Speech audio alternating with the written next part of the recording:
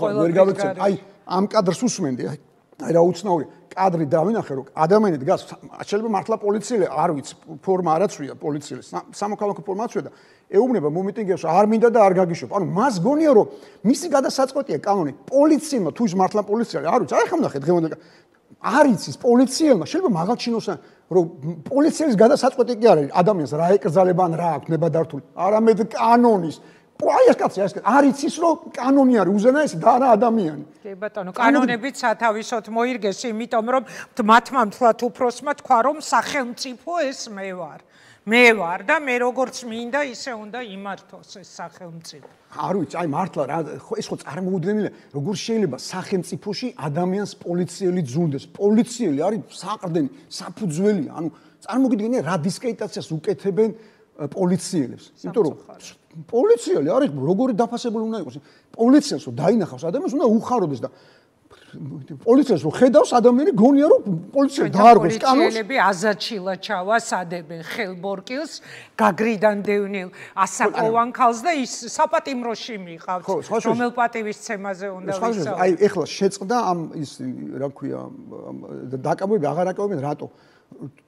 დაპატიმრებულები რომ მიყავდათ თურმე იქაც ხო დაიწყეს ბადრაგებმა პოლიციის თანაშო აღმოაჩინეს რომ ეს პროპაგანდა რომ ეუნებიან რომ ესენი არიან უკვე და ისინი რა ქვია ნაძირლები ეს რა ქვია ახალგაზრდა ხო იმის დროს ტენტი გრანიტი პოეტი და ხულიგანი ერთი და იგივეს რომ ნიშნავენ ანუ ესენი უკვე და ნაძირლები გათახსირებულებები და იმის რა ქვია რო აღმოაჩინეს ეს ხალხი არის წინ მარტო წიგნებს ითხოვენ პატიმრ ამდენიც წიგნებს არც ერთ პატიმრს არ მოუთხოვი არასოდეს სავსეა საკნები ისა წიგნები საოცრად წერენ მე რეზო კიკნაძის წერილები მაქვს რომელიც აგზავნის ციხიდან ხო წერილი გამაოგნებელია მისი აზროვნება ეს წარმოუდგენელია ფილოსოფოსია მე წაკითხული მაქვს და სხვა შორის მე მგონია რომ ეს ყველაფერი ფუჭია ხა აი რეზო კიკნაძისნაირი ერთი ადამიანი ვერ მონახეს ერთი ადამიანი რომელიცაც გადაათქმევინებდნენ რაღაც ფილმი მიხსენა რა ერთ-ერთ წერილში და აზე არ ვიყავი რაზე მელაპარაკებოდა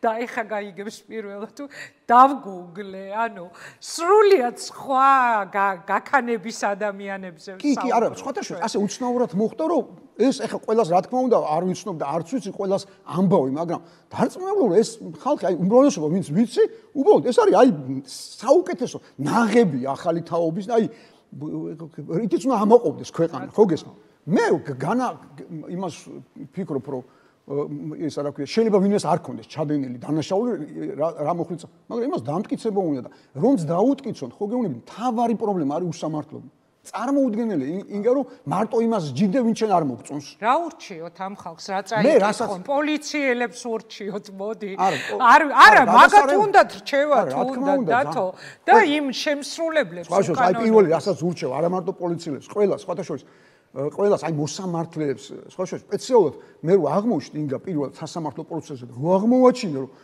ადამიანი რომელსაც სხვა ადამიანის ბედიაბარე და ასე ეკიდება ადამიანის ბედს იღბალს და მის პატიმრობის საკითხს ასე არაპროფესიონალ, ასე უსინდისო, ისე ცუდად გავხდი სასამართლო პროცესში. მე ხო იცი, ისა ბევრჯერ ვარ ნაყოფ, მაგრამ პირველი არის საშინელი შტაბეშტი და გამიჩნდა ისა იდეა, რომ ესა გამიჩნდა სურვილი, რომ შემესწავლა ქართული სასამართლოს ისტორია. მიფიქრე, ეს ეხლა დაგვემართა თუ მანამდე თურმე ისეთი ისტორია გვაქვს, როგორც ყველაფერში, იგა ჩვენ ხო აი გენიალური ქვეყანა და ხალხი ვართ, წარმოუდგენელი ეს რა ხდება ჩვენთან და ჩვენში ეხლა აი ეს არის სული შეუსაბამო, იმიტომ რომ ჩვენ ვართ აი უძველესი ცივილიზაცია და ტალანტებიც ისა რა ქვია სამჭედლო. ამდენი ნიჭიერი ადამიანი დედამიწაზე არც ერთ ხალხს არ აქვს, არც ერთ სულ მეჩხუბებენ ამის გამო რომ ისა მაკრიტიკებენ რომ ისა არა პროცენტულად შეიძლება ამის დათვლა. აი უბრალოდ პროცენტულად შეიძლება ამის დათვლა. გადათვლა რომ 3 მილიონი ხალხი ვარ, ნუ კაი 4, ზუსტად არც ვიცი რამდენი ვარ, ამდენი ტალანტი ჩვენ რო ყავს რომ თემსოფლოს როგორ შეიძლება ამარაგებდა ყველა სფეროში. არ ვიცი, მაგრამ მოკლედ იმის თქმა მინდა რომ მე დავიწყე კვლევა და სპეციალურად დავწერე წიგნი, გამეგო ესე იგი თურმე სადახარ, თურმე ისეთი სამართალი გვაქვს და რუსეთის იმპერია რატომ აღმოჩნდა ყველაზე ბოროტი, იმიტომ რომ არავის არ გაუკეთებია ის რაც რუსეთის იმპერიამ გაგვიკეთა. არც ერთ დამყრობას, არც ერთ. წინა ხო გახსოვს მაშინ რომ ვლაპარაკეთ, რომ გააუქმა ქართული ეკლესია პირველმა ეგრეთ წოდებულმა ერთმორწმუნემ. ხო იცი ხა სულ ჩვენთან სულ მესმის ხოლმე ხშირად რომ მართლმადიდებელი მართლმადიდებლები, არც მართლმადიდებლები არიან, რუსები არც ისა რა ქვია, ქრისტიანები საერთოდ და არც სლავები სხვათა შორის. და სხვა შორის ამ წიგში არის ეგ ძალიან ზუსტი განსაზღვრება. მინდა მადლობა უთხრა პირველ რიგში ნოდარ თოფურიძეს, აი არაჩვეულებრივი სახელმძღვანელო წიგნია. სახელმძღვანელო წიგნია ნოდარ თოფურიძეს წიგნი. ეხლა წერით კარგად დაწერდა, არ გაუჭირდებოდა ნოდარ დუბაძის შვილიშვილია.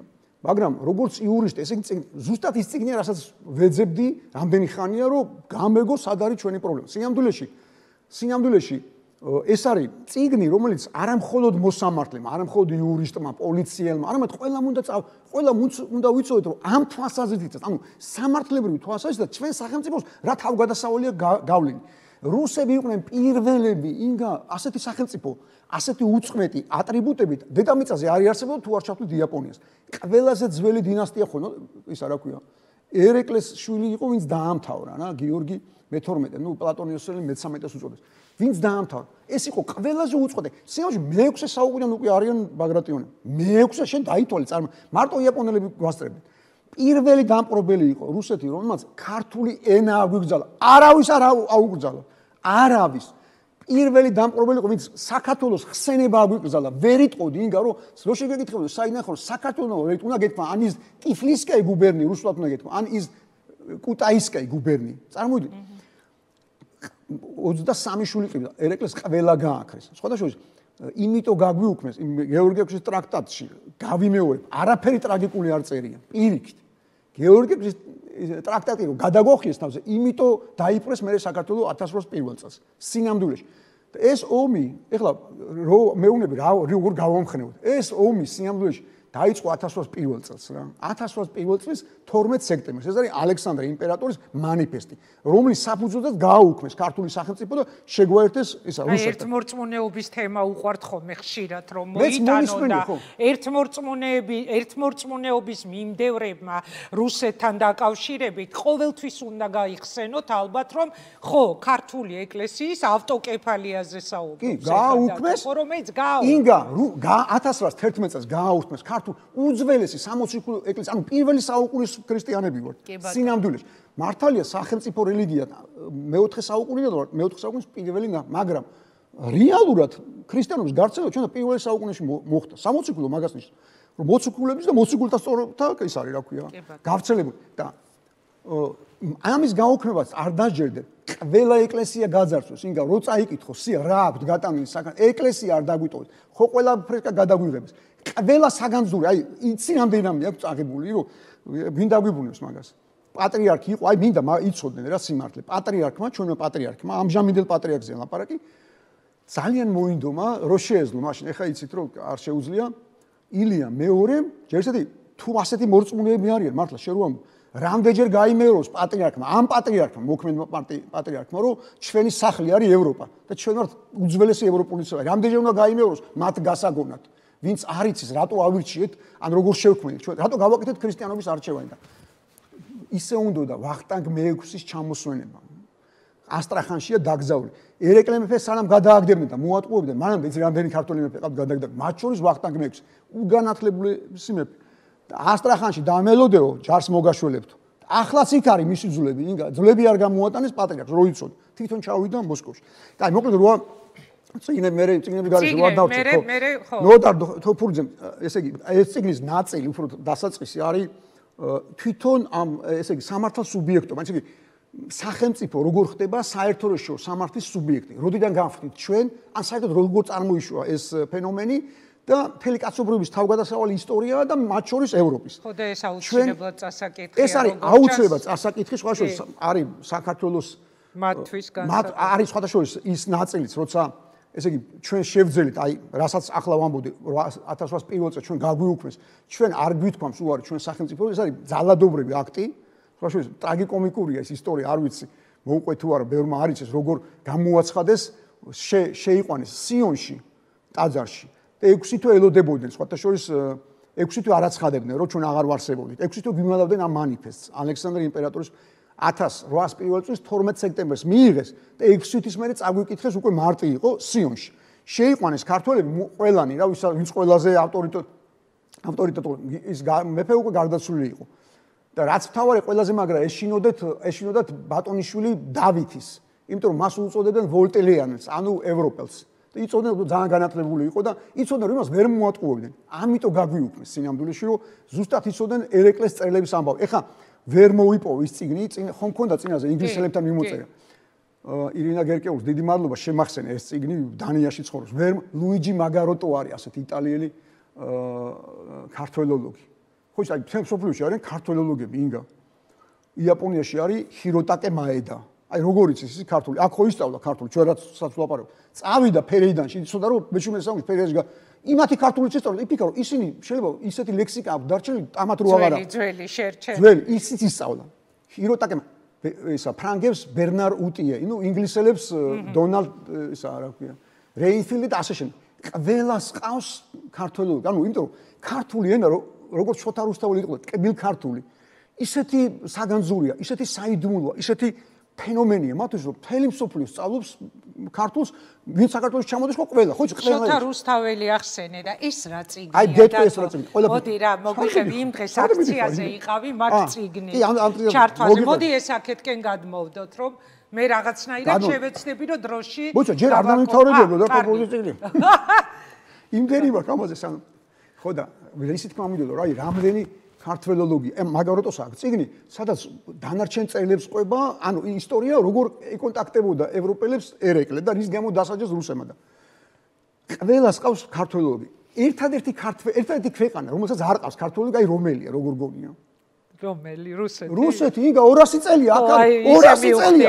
ერთმა კაცმა ქართული არის, ერთმა არის სწავლა ქართული. ერთმა და აი დააკვირდი ნებისმიერი ევროპელი ან არაევროპელი ვინც საქართველოში ჩამოდის ელჩი იქნება უბრალოდ სამსახურში რაღაც სხვა ხო ყველა ცდილობს რომ ილაპარაკოს ქართულად ის არავის არ აუგზა ხო აგვიკრძალეს ყველაზე დიდი შეურაცხყოფა მოგვაყენეს რუსებმა ჩვენს ტკბილ ქართულს აი რუსთაველი როგორ უწოდებდნენ ძაღლების ენას აი რატო ესმოდა ძაღლების ყეფასავით დღემდე არ ვიცი და ძაღლების ენა რო გონია ქართული ენა იმ ენაზე ისწავლი არ ისწავლი რატო ისწავლი ძაღლების ენას ასეთი რა ქვია სინამდვილეში მაგათი თაგვადას მოკლედ ისი თქმა მინდა რომ აი აქ არის ისტორია როგორ არის სამართლებრივად ნაბიჯ აი 18 წლის დამოუკიდებლობა მე 91 წლის აღდგენილი სხვაშორის მინდა ვისარგებლო შემთხვევიდან თქვა რახან ძალიან მნიშვნელოვანი ტექსტია 90 ანუ ჩვენ რასაც მოვესწარით ინგა და აი მე დარწმუნებული ეხლა რაც ხდება არის ტრაგედიის შედეგი რომელიც ჩვენ დაუშვით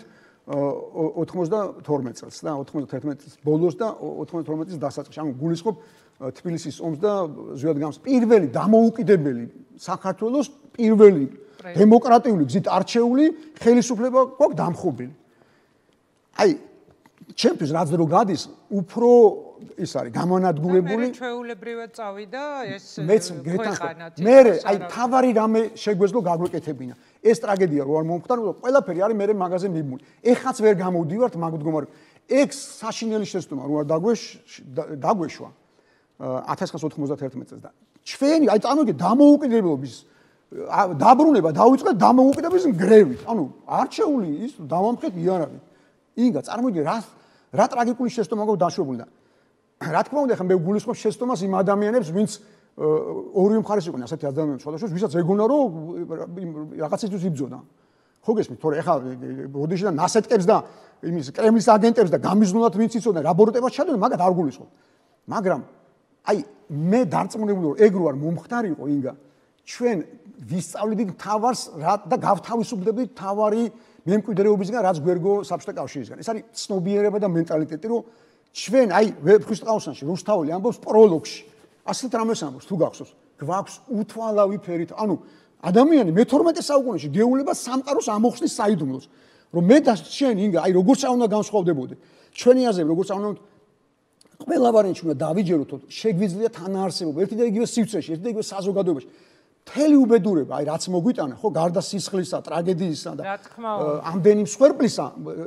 ზვიადგამსახურდიას ხელისუფლების დამხობა მოგვიტანა აი მენტალური ჩარჩენა ჯერ კიდევ საბჭოთა მემკვიდრეობაში რომ ჩვენ ვერ გავხდით თავისუფლება დამოუკიდებლობა აღვადგინეთ და თავისუფლები ვეღარ ვართ არ გვჯერა ერთმანეთს შეგვიძლია მოусმინოთ და ავიტანოთ განსხვავებულ არ დავხოცოთ ერთმანეთს აი ყველაზე კარგად ჩანს სხვადასხვა ჩვენ პოლიტიკოსებში ეს ბოდიში არ მიყვარს ისა ამის გამეორება, მაგრამ ეს არის მწარე სიმართლე და თუ ამას თვალს არ გაუსწორებთ, ვერ გამოვსწორდებით რა, ვერ გავთავისუფლდებით, ხო გესმით? ამიტომ არ ვიღლები ამის გამეორებით, რომ ეს ტრაგედია დაგვემართათ. ამიტომ ნოდარ თოფურიძეს დიდი მადლობა. სხვა შორის მამამისიც იყო ძალიან მაგარი მწერალი. აი ეხლა ბოლო პერიოდში შევატყე უსამართლოდ მივიწყებული. აი ჯემალ თოფურიძე, აი გამოჩნდა, ეს არის ჯემალ თოფურიძე. არაჩვეულებრივი მოთხოვებია. აი ბავშვობაში ზურამ საყვარელიძე მყავდა მეგობარი. კარგი წიგნები და მწერლები ვინ წამაკითხა, ყველა მახსოვს, ხო იცი, აი ყველა დღე მახსოვს და მისი წიგნი მან წამაკითხა, პატარები ვიყავით და ასე იწყებოდა მოთხრობა.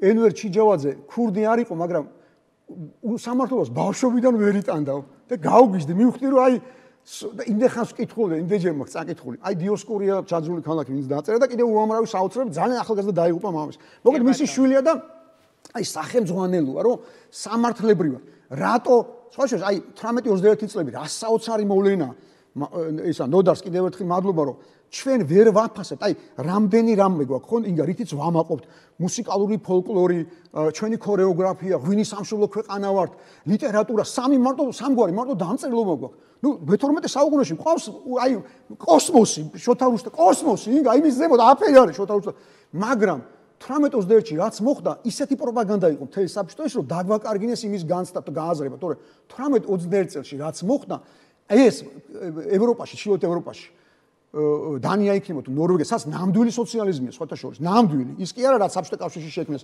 კიდე კაირო, ისა ირმა ინაშვილიც აღიარა, რა დღე დადგა, რომ ისეთი ის ყურებს არ უჯერებდი, ხო, ისე მინდოდა მენახა, ვეღარ მოუსწარი. ხო და ყურებს არ უჯერებდი. აი ნამდვილი სოციალისტური და ნამდვილი დემოკრატიული ქვეყნის შექმნა დაიწყეს 18-20. ჩვენ იმდენი ისეთ პროპაგანდა ხო 70 წელს სულ ლანძღავდნენ რა და მენშევიკები საშინელებენ სინამდვილეში არასრული 3 წლის მანძილზე ამ ხალხმა მოასწრო ისეთი რეფორმების გატარება, ისეთი მნიშვნელოვანი რეფორმები, რომ დღესაც ჩვენთვის ოცნება თვითმმართველობა იქნება, სასამართლო რეფორმა, განათლების რეფორმა, ეხლა რაღაცა იმას გვასმენინებენ რა ქვია, აბსურდს. ისეთი რეფორმები გაატარეს, 6 ომი მოიგეს, ინგა 6 ომი 1900 სხვა შორის ესეც რა მაგარი ამბავი 1900 აი რატომ მინდოდა ირმას ნახვა რა იმიტომ ერთხელ ადრე მანამდე მოვისმული უკვე ირმას როგორ შევეკამათები მაგრამ მაშინ მინდოდა მისი ნახვა ეს რამდენიმე წელი მოვისმული ითხოვდა ნეიტრალიტეტს და მინდოდა ირმასთვის მეთქო რომ ნეიტრალიტეტი 1918 წლის 26 მაისს აი სადაც ჩვენ დროს მოსწავლეთა სასახლე იყო გახსოვს ის ბაღი რო არის გენიალური მედია ჯაფარიძე რო გამოდის ქეთო და კოტი აი გადმოდნენ ხო ის მაშინ ეს ბაღი ღია იყო და ეს ხალხი იქ მოგროვდა 6-ის 10 წუთზე გამოვაცხადეთ საქართველოს დამოუკიდებლობის აღდგენა 1918 წლის 26 მაისს 6-ის 10 წუთი იყო ოფიციალურად 7 და 10 წუთი და დილის 9 საათზე ანუ 27 მაისს რუსებმა შემოგვიტია რამდენიმე ათასიანი არმიით და კიდე კაი მოხევები დახვდნენ 60 მოხევი დახვდა ეს აი რა გენიალური ისტორია 60 მოხევი და 27 მაისს შემოგვიტიეს როგორც კი ნეიტრალიტეტი გამოვაცხადეთ წინა დღეს გამოვაცხადეთ ნეიტრალიტეტი ეს მინდოდა ირმასთვის მეთქო წინა დღეს და მე ხა კონსტიტუციაში ჩავწერეთ აგერ არის ყველაფერს რო არ იწვევენ ადამიანებმა ნოდარ თოფურიძემ ისეთი საქმე გაგვიდა ერთად თავ მოუყარა ყველა მნიშვნელოვანი მოკლედ ეს წაიკითხეთ მე გამოვარდნა მოხევება მაშინ სანამ დანარჩენი ქართველები მიეშველებოდნენ 60 კაცი ცდოში ნამყოფი ხარ? ცდოსთან დახვდნენ. აი, გოდეძის ჩოხელს უყვარდა ეგ ეს თვითონ არ იყო გუდამაყრელი, მაგრამ ის ცდო უყვარდა და მისგანაც მაქვს მოსმენილი და იქ დახვდნენ 60 მოხევი ჩაკეტა რამდენიმე ათასიანი რუსეთის არმიის შემოტევა. სანამ დანარჩენი ქართველები იქ წარმოიშვა ეს გენიალური სადღეგრძელო. ჯერ მოხევებს გავიმარჯვოს და მე დანარჩენ არ დაყურდა ქართველებს. ყველა ქართველს გაუმარჯვოს. მოკლედ ეს